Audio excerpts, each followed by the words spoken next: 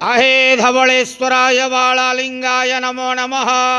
दीपं यदि परं ब्रह्म दीपं यदि जनार्दनः दीपाहरतु मे पापो पूजा दीप नमस्तुते।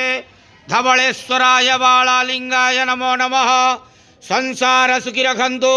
आज शुभ शुक्रवार रे समस्त श्रद्धालु भक्त मानों को आश्रीपद करंतु, मनस्कामना पूर्ण करंतु, कर्म क्षेत्र उन्नति करंतु, ग्रहरिष्ट खंडन करंतु, जगतर मंगल करंतु, विश्वर कल्याण करंतु, आपणकर नाम प्रकाश करंतु, सेवकर डाक श्रवण करंतु, समस्त अगुआवसा भक्त मानकर मनस्कामना पूर्ण करंतु।